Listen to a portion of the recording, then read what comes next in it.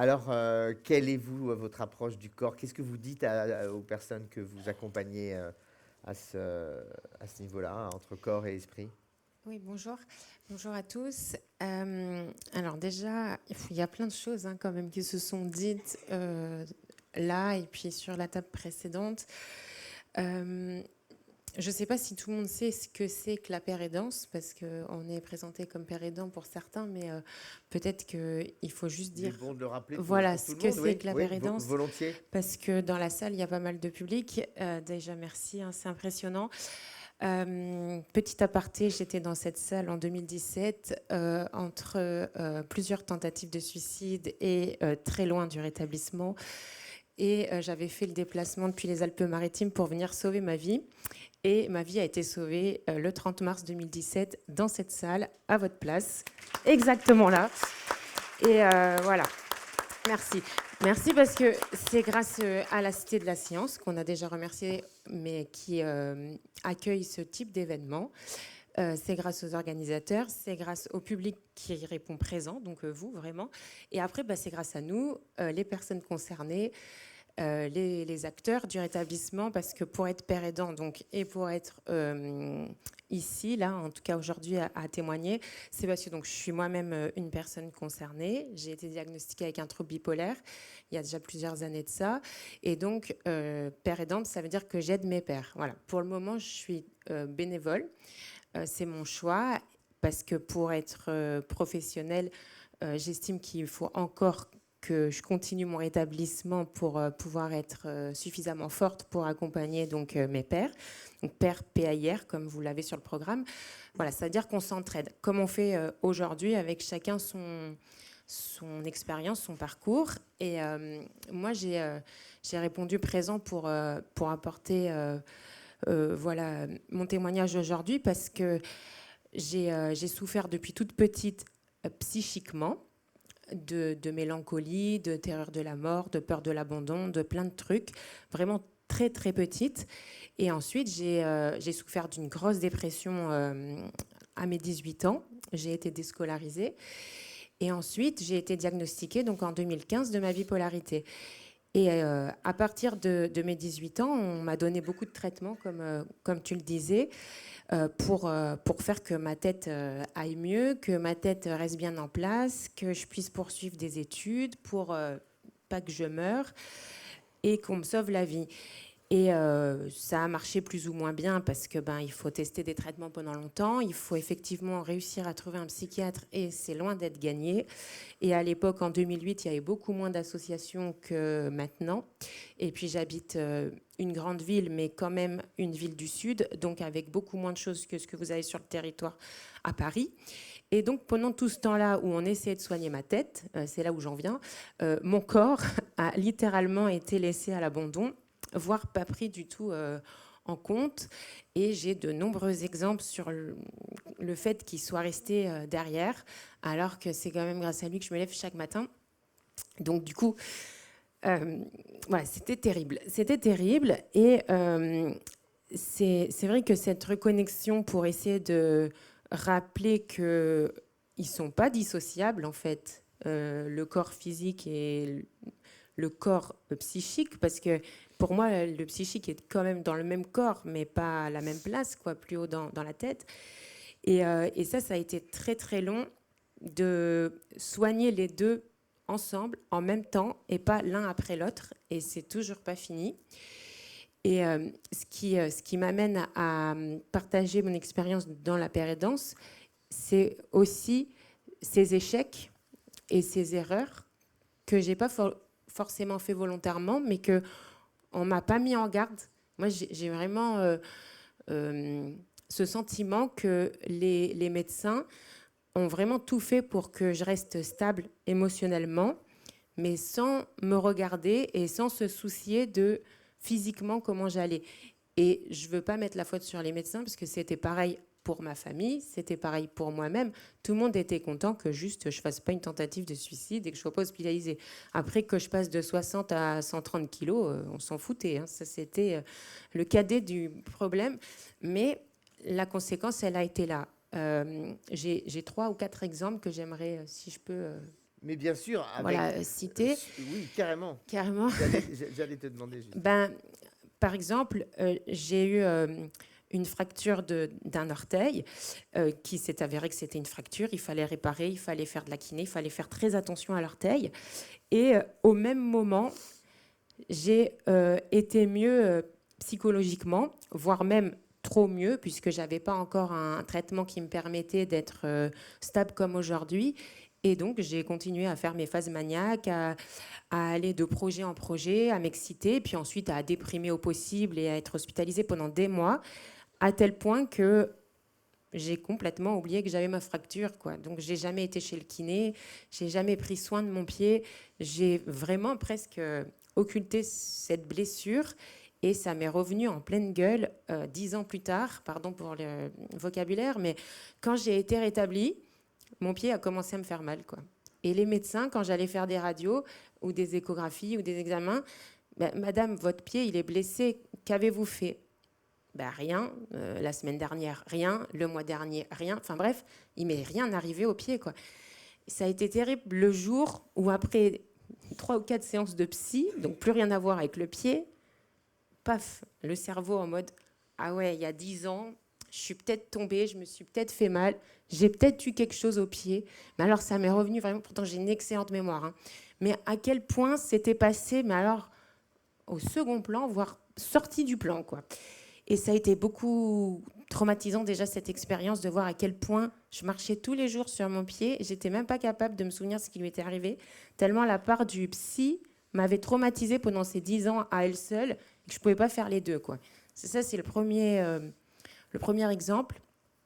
Ensuite, la deuxième chose concernant mon corps et ma tête, c'est que je me suis rétablie, effectivement, avec beaucoup d'efforts, beaucoup de techniques que vous avez évoquées avec la psychoéducation, les ETP, et puis toutes les choses qu'on peut faire quand on en est capable. Mais je pense que pour en être capable, il faut déjà... Je ne sais même pas par où il faut commencer, parce qu'en fait, ça dépend de notre personnalité, ça dépend de notre caractère, ça dépend de nos moyens financiers, ça dépend du lieu dans lequel on se trouve.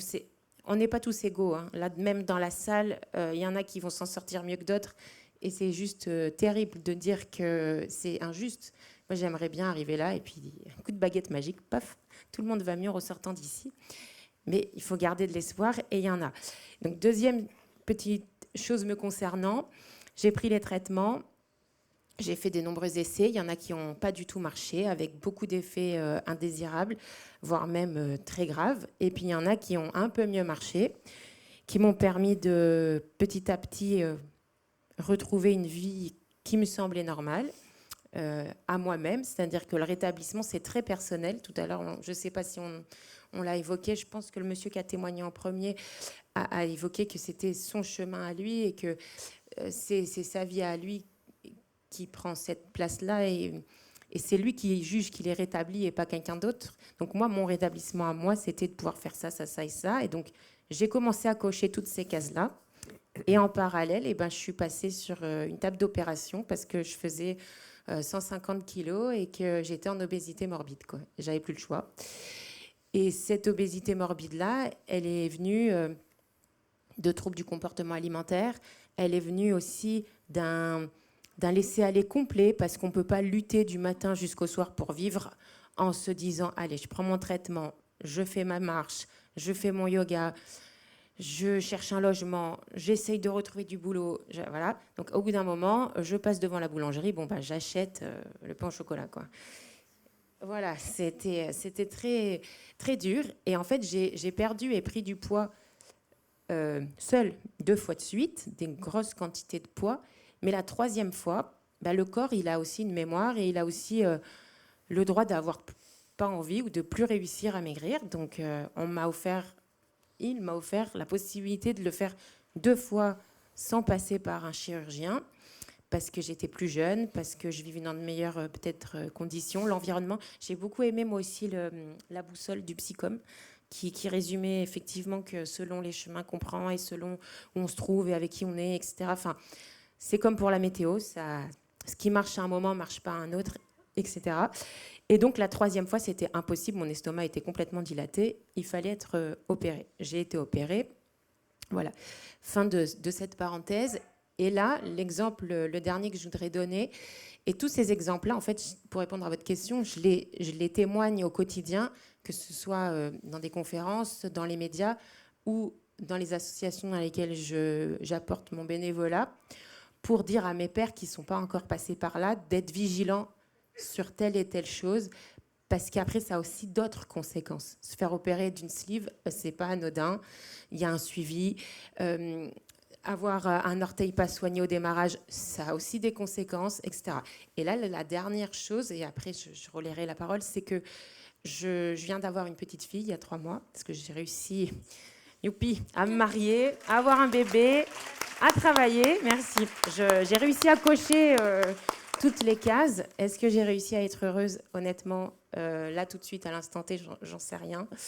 Mais ici, là en particulier, oui, au forum quand même. Ici en particulier, c'est beaucoup d'émotions. L'émotion, quand on est bipolaire, il faut pouvoir la gérer. Donc, est-ce que je suis heureuse d'être ici? Je ne sais pas. Par contre, je suis très reconnaissante. Ça, oui. Je suis très émue. Oui. Est-ce que je suis très heureuse? Dire oui, ça ne serait pas forcément être vrai. Donc, voilà, je suis très partagée. Et du coup, j'ai eu une petite fille et j'ai accouché d'une césarienne. Et c'était le grand bonheur d'avoir ce bébé très volu. Mais depuis la césarienne, j'ai énormément de soucis de santé physique.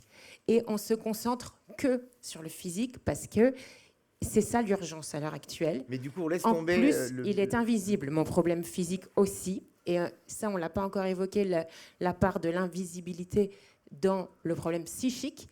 Mais du coup, partout où je vais, je le raconte depuis 3 mois. Elle va avoir 4 mois la semaine prochaine. J'ai un problème physique. J'ai un problème physique. Je le dis, je le verbalise. Je suis capable. J'ai mal à tel et tel endroit depuis la césarienne. Et là, partout, on parlait de la stigmatisation tout à l'heure, on me dit « Oui, madame, mais vous êtes surtout bipolaire, donc est-ce qu'aujourd'hui vous allez bien? Parce que votre problème physique, vous savez, la césarienne quand même, maintenant, vous n'êtes pas la seule, il y en a eu d'autres avant vous, votre cicatrice est belle. » Donc, ils se concentrent que sur le fait qu'effectivement, mes points sont beaux et sur le fait que je suis bipolaire et que peut-être qu'aujourd'hui, mon problème, ma douleur, elle est majorée par mon humeur. Donc en gros, tout ça pour dire que je suis jamais tranquille parce que du coup, il y a toujours cette confusion de savoir, moi ou mes pères et moi, pardon, mais comment on va pouvoir faire comprendre qu'on peut souffrir de l'un, aussi souffrir de l'autre, soigner l'un, soigner l'autre et essayer de faire que les deux fonctionnent. Parce que du coup, aujourd'hui, là, c'est pas un exemple que je veux donner, c'est que j'ai été contrainte d'en arriver là. Je n'ai plus de traitement depuis plusieurs semaines, je ne voulais pas le dire au départ, mais concernant ma maladie psychique, tellement d'un service à un autre, c'est-à-dire d'un service psychique à un service physique, la communication ne se fait pas. Donc quand j'arrive pour dire j'ai mal là ou là ou là physiquement, on me dit ok, mais psychologiquement, qu'est-ce que vous prenez? Et quand je vais énumérer, je prends un thymorégulateur d'humeur, un machin. Ouh là là, non mais alors dans ces cas-là, allez voir un confrère, parce que moi, ils sont pas, personne n'est à l'aise en fait, dans le corps médical, d'un côté comme de l'autre, d'associer physique et psychique, en tout cas dans mon expérience. Et du coup, je me dépatouille avec ça comme je peux, c'est pas évident, vraiment, parce qu'on aurait tendance à dire que psychologiquement, c'est plus grave si je me soigne pas. Les risques, ils sont énormes. Je peux faire une tentative de suicide. J'en ai déjà fait. Je peux faire une phase maniaque. Donc, il faut surveiller ça. Mais à trop surveiller ça, tout mon physique s'est détérioré et c'est très dangereux aussi. Et là, je suis là pour redire que, et le dire comme je le fais au quotidien, mais qu'il faut se battre en tant qu'usager et représentant des usagers, comme on disait tout à l'heure, pour garder cette harmonie, cet ensemble. Parce que quand on a mal à l'un, on a mal à l'autre. Moi, ça fait 4 mois que je vis un vrai bonheur avec ma petite fille, je suis très heureuse. Par contre, physiquement, c'est horrible. Et la douleur physique est en train de m'atteindre psychiquement. Rien à voir avec ma bipolarité, quoi. C'est juste que ça me tape sur le système d'avoir mal. Et donc, voilà, il y a plein de gens qui se complaisent là-dedans, mais qui ont peut-être peur aussi d'aller dire j'ai mal physiquement, parce que peut-être qu'on va les mettre dans la mauvaise case, ou inversement. Et aujourd'hui, la parole, elle est libre dans ce forum, et je suis contente d'avoir pu la donner, la mienne en tout cas, et d'écouter ensuite les témoignages des uns et des autres. Voilà, prendre soin de sa santé physique autant que psychique et inversement. Il y a 3 ans, j'avais témoigné au psychodon sur la santé mentale, c'est pas que dans la tête, c'est aussi tout le corps. Et c'est encore ça 3 ans après, et de plus en plus. Donc tant mieux, et merci pour cette table ronde. Merci à toi, Charlotte. Merci beaucoup.